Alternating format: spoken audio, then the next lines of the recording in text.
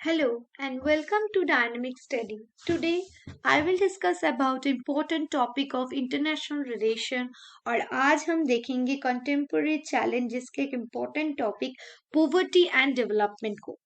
तो किसे poverty कहते हैं और development किसे कहते हैं और क्या लिया गया स्कीम या क्या किया गया है, so इसके बारे में international देखेंगे। Okay. So, poverty is generally defined as a social phenomenon in which a section of society is unable to fulfill even the basic necessities of life. When a significant segment of the society is unable to afford the bare minimum necessity, then it is termed as mass poverty. Okay. So poverty क्या है? Normally गरीबी क्या है?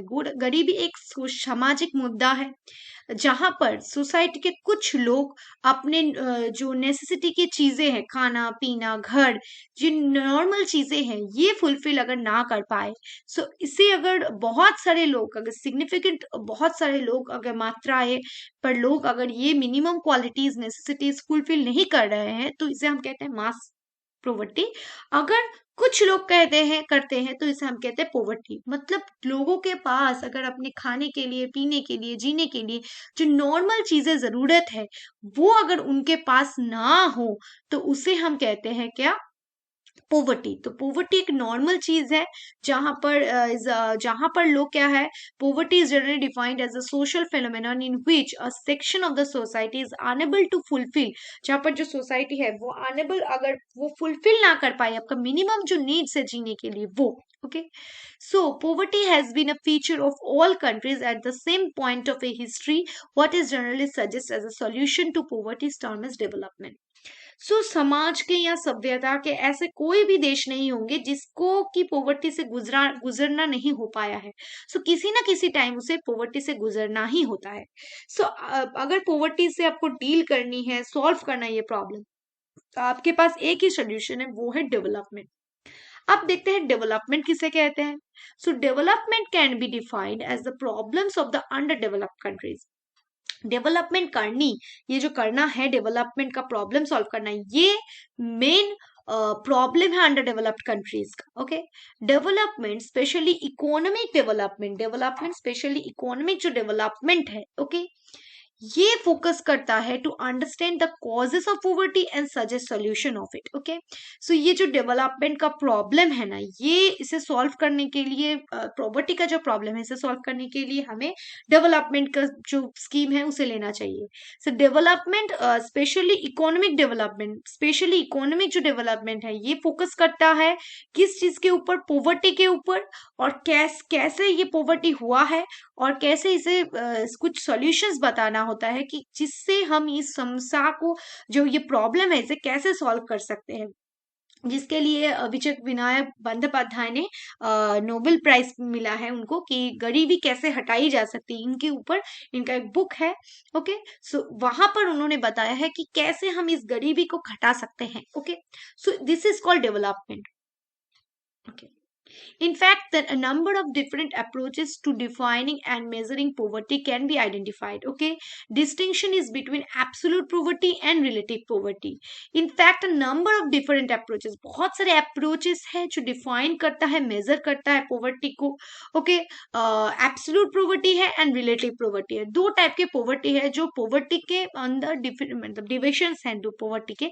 एक बहुत absolute जहां पर आपके पास कुछ नहीं है, मतलब is defined in terms of material deprivation, defined in terms of income और the basis of needs of life. आपके पास इनकम नहीं है, आपका जो बेसिक नीड्स है वो नहीं मिल रहा है आपको, मेटेरियल चीजें नहीं मिल रही। और relative poverty might be defined as those receiving less than the proportion of means of average income। मतलब जिनको एवरेज के तुलना पर कम मिल रहा है। एब्सोल्यूट पॉवर्टी में आपके पास कुछ नहीं है, जीने के लिए जो मटेरियल चीजें लगती है, इनकम लगता है, बेसिक नीड्स जो है हमारे जीवन के लिए, वो आप फुलफिल ना कर पाए। और रिलेटिव पॉवर्टी के में अंदर क्या है, आपको तो मिल रहा है लेकिन जो प्रोपोर्शन के अनुपात आपके पास होना चाहिए उससे कम है, उससे बहुत कम है। ओके। जैसे कि यहाँ पर फोकस क्या किया जाता है? लैक ऑफ इनकम, आपका इनकम कम है, हेल्थ और एजुकेशन में रिलेटिव पॉवर्टी आप देखा जा सकता है कि हेल्थ आपका अच्छा नहीं है, हेल्थ सेक्टर में आपको ज्यादा सुविधाएं नहीं मिलती, एजुकेशन अच्छा नहीं मिलता, ये सब चीजें। ओके, यहाँ पर क्या फोकस किया जाता है, relative poverty focuses on persons capability to function with the given society, उस सोसाइटी में वो कैसा काम कर रहा है। And the expense the idea of poverty included the aspect of social exclusion, अब समाज में कितना खर्चा हो रहा है उसका, उसके हिसाब से आप पॉवर्टी को जब जज करते हैं कि समाज में चीजें का कितना भाव है और उसके हिसाब से उसके पास कितना पैसा है, कितना खर्च होता है, ये जो चीजें हैं मतलब समाज के अनुपात में आपका, अगर आपके पास पैसा कम है तो उसे हम कहते हैं रिलेटिव पॉवर्टी का जो कॉन्सेप्ट, और एब्सोल्यूट पॉवर्टी में आपके पास कुछ नहीं है, ऐसा वाला concept. Okay, in 2015, the United Nations adopted a new set of sustainable development goals which aim to eradicate poverty and all its forms by 2030. So, पहले हमने मिलेनियम डेवलपमेंट गोल लिया था, लेकिन 2015 में जब हमने यूनाइटेड नेशंस ने सस्टेनेबल डेवलपमेंट गोल को माना और वहां पर बताया गया कि हम पोवर्टी को पूरी तरह से इरेडिकेट करेंगे इसके सारे फॉर्म्स में बाय 2030, और इंडिया ने इसका साइन किया था। ओके, अब देखते हैं पोवर्टी क्या है। Poverty is an economic state, ये एक इकोनॉमिक मैटर है, इकोनॉमिकली अर्थनैतिक विषय है, where people are experiencing scarcity और the lack of certain commodities, जहां पर लोगों के पास कुछ चीजें कम रहती हैं, जैसे कि उनका जीने के लिए जो चीजें हैं, जैसे कि पैसे, मटेरियल थिंग्स, जिसको खाने का चीज, पीने का चीज या घर, वो वाला चीजें। Okay, therefore poverty is multifaceted concept inclusive of social, economic, political elements.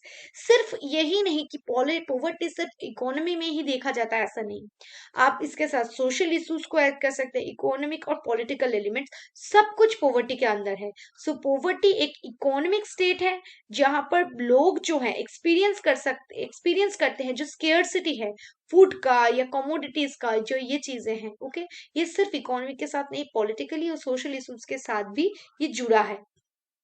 Okay, there are different ways to identify the type of poverty, मैंने बताया सिर्फ एब्सोल्यूट और रिलेटिव, अभी और सारे हैं जैसे कि situational, generational, rural poverty, urban poverty, हर जगह पे वो अलग अलग है। एब्सोल्यूट पॉवर्टी को फिर से देखते हैं, ये एक्सट्रीम पॉवर्टी है, और abject poverty it involves the scarcity of basic food, clean water, health, shelter, education and information. यहाँ पर बेसिक चीजें ही जहां पर आपके पास ना हो तो उसे हम कहते हैं एब्सोल्यूट पॉवर्टी। रिलेटिव पॉवर्टी क्या है, it is defined from the social perspective that is living standard compare to the economic standards of the population living in surrounding, hence it is a measure of income inequality. आपके समाज में आपका कितना income है, आपके समाज के अनुसार आपके पास कितना पैसा है, कितना सुविधाएं हैं, ये आप जब देखते हैं आपके सराउंडिंग पॉपुलेशन में, आप जब मेजर करते हैं इकोनॉमिक इनइक्वालिटी को, उसे हम कहते हैं रिलेटिव पॉवर्टी। नेक्स्ट है सिचुएशनल, मतलब सिचुएशन के हिसाब से अगर पॉवर्टी आए, जैसे कि temporary type of poverty based on the occurrence of an adverse event like environmental disaster, job loss and health problem, several health problem, people can help themselves even with the small assistance as the poverty comes because of the unfortunate event। okay, situation के हिसाब से अगर कोई problem हो, situation के हिसाब से poverty, जैसे कि सोचिए सिचुएशन मतलब कोई ऐसा परिस्थिति आया कि हेल्थ रिलेटेड बहुत ज्यादा, हेल्थ स्ट्रक्चर, जब कोरोना आया था तो लोग पॉवर्टी के अंदर थे, सिचुएशन के हिसाब से। ओके, बहुत सारे जॉब चले गए, इन्वायरमेंटल अगर डिजास्टर हुई है तो, या कोई हेल्थ प्रॉब्लम हुआ है, जैसे इन सारे कारण किसी मतलब किसी कारणवश कुछ टाइम के लिए आपका अगर जो इनकम है बहुत घट जाए तो उसे हम कह सकते हैं सिचुएशनल। नेक्स्ट है generational poverty, it is handed over to the individual and families from one generation to one, मतलब जनरेशन से जनरेशन वो गरीबी में घटा रहे हैं। ओके, वो पहले उसका परदादा भी गरीब था, वो भी है, उसका पिता भी, ऐसा अगर हो, this is more complicated as there is no escape because the people are trapped in its cause and unable to access the tools required to get out of it। वो यहाँ से कभी बाहर नहीं जा पा रहे क्यों, वो ट्रैप में फंसे हैं, उनका परदादा, वो सब लोग क्या है, वो पॉवर्टी के अंदर है, वो बाहर ही नहीं जा पा रहे हैं।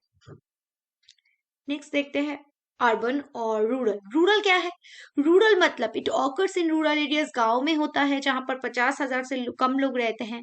It is the area where there are less job opportunities, जहां पर काम का, सर्विस का सपोर्ट बहुत कम है, सपोर्ट डिसेबल है बहुत सारे, एडुकेशन अच्छे नहीं है, हेल्थ सेक्टर अच्छे नहीं है, ये सारी चीजें। People are trending to live mostly by farming and mineral work कहते हैं, जो वो साफ काम ने हमने जो काम मिलता है वो करके वो अपने गुजारा कर लेते हैं जो लोग, उसे कहते हैं रिलेटिव प्रॉपर्टी। जहां पर जॉब में वेरिएशंस नहीं है, वो अगर पशु है तो पशुपालन करते हैं, या काम कृषि में काम करते हैं, या कोई फार्म है तो फार्म में काम करते हैं, ये सारे उनके पास ज्यादा अपॉर्चुनिटी नहीं है, सो वो अपने खाना पीना का जो गुजारा है वो कर लेते हैं। नेक्स्ट है अर्बन पोवर्टी। शहरों में क्या पोवर्टी है? It occurs a metropolitan area with population over 50,000 के ज्यादा। यहाँ पर क्या क्या है? ये ज्यादा अर्बन पुअर में देखे जाते हैं। यहाँ पर limited access to health and education, उनके पास अच्छा हेल्थ नहीं है, उनके पास अच्छा एजुकेशन नहीं है, क्लीन कुछ नहीं है, क्लीन वाटर नहीं है, इनएडिक्वेट हाउसिंग सर्विस, उनके पास अच्छे घर नहीं है, ओके, ठीक ठाक। Violent and unhealthy environment, over crowding की वजह से, बहुत सारे पॉपुलेशन की वजह से वायलेंट क्रिएट हो जाता है, एक अनहेल्दी एनवायरमेंट क्रिएट हो जाता है। इन सारी चीजें अर्बन के लोगों को देखना होता पड़ता है। नेक्स्ट है वो अब डेवलपमेंट के बारे में, हमने बहुत ज्यादा पॉवर्टी के बारे में बात कर लेते हैं, अब देखते हैं development. When the term development first became popular in the field of international relations in 1950s, there was less critical thinking on the subject. या जब 50s में ये कॉन्सेप्ट आया था डेवलपमेंट, ये कोई क्रिटिकल थिंकिंग वाला सब्जेक्ट नहीं था, ये नॉर्मल कॉन्सेप्ट था। As such development became a primary objective and hope for a growing number throughout the world, mostly under western state tutelage. Okay, ये ज्यादातर वेस्टर्न स्टेट में देखा जाता है, ये एक होप है जिससे कि आपका जो पॉवर्टी है उससे हम बाहर आ सके, उससे हम मतलब एक डेवलप कॉन्सेप्ट एक बना सके। ओके, होप यहाँ हो रहा है कि थ्रू आउट द वर्ल्ड, जहां पर हम समस्या को समाधान की करने की कोशिश कर रहे हैं। Okay, the United Nation Development Programme मतलब UNDP offers a particularly influential account of human development that aims to promote not only the material well-being but also freedom and dignity। यहाँ पर क्या हो रहा है, यूनाइटेड नेशन डेवलपमेंट प्रोग्राम में सिर्फ human development की ही बात नहीं करी जा रही, यहाँ पर मटेरियल डेवलपमेंट की बात करी है, डिग्निटी की बात करी है, फ्रीडम की बात करी है, ये सारी चीजें की बात कर रही है यूनाइटेड नेशन डेवलपमेंट प्रोग्राम में। ह्यूमन की डेवलपमेंट के बारे में बात किया गया है या प्रमोट किया गया है, मटेरियल वेलबींग के बारे में, फ्रीडम के बारे में एंड डिग्निटी के बारे में। Okay, the United Nations Development Program provides annual survey of human development in countries all around the world. All around the world ये टेस्ट करते हैं कि कितना उनका डेवलप्ड हुआ है, लोगों का कितना मान जो है, जीवन यात्रा का मान वो कितना बढ़ा है या घटा है, वो देखते हैं। Although the actual indicators uses to measure human development focus narrowly on the life expectancy, वो कितने दिन जीते हैं, उनका एडुकेशन कैसा है, स्टैंडर्ड ऑफ लिविंग, इन सारे चीजों के ऊपर नॉर्मली हम देखते हैं कि कैसा उनका जो डेवलपमेंट है वो कैसा हुआ है। ओके, सो ये जो ग्रॉस नेशनल प्रोडक्ट है, जीएनपी जिसे हम कहते हैं, इज नॉट ऑलवेज करेक्ट। इससे हम करेक्ट तो वेलबींग नहीं देख सकते हैं मासेस में कितना डेवलप्ड हुआ है। सो यूनाइटेड नेशन ने एक नया कॉन्सेप्ट लाया, वो था ह्यूमन डेवलपमेंट इंडेक्स, HDI। यहाँ पर कैलकुलेट करते हैं इकोनॉमिक डेवलपमेंट को, कैसा उसका डेवलपमेंट है, वो कितने दिन जी रहा है, उसका कितना एडुकेशन है, उसका स्टैंडर्ड ऑफ लिविंग कितना है, इसके हिसाब से हम देखते हैं उस देश का कितना डेवलपमेंट हुआ है। सो डेवलपमेंट का जो कॉन्सेप्ट है वो किस हिसाब से हम देखते हैं कि कितना उसका डेवलपमेंट हुआ है, कि इन जो यूएनडीपी के द्वारा एक HDI इंडेक्स है, उस इंडेक्स के अकॉर्डिंग हम देखते हैं कि देश का कितना जो है इकोनॉमिक डेवलपमेंट है वो कितना है। ओके, इसके हिसाब से हम देखते हैं एक देश कितना आगे गया है या उस देश का कितना उन्नति हुआ है या नहीं। So that's a whole lecture on poverty and development. I hope you understand. Thank you for your cooperation.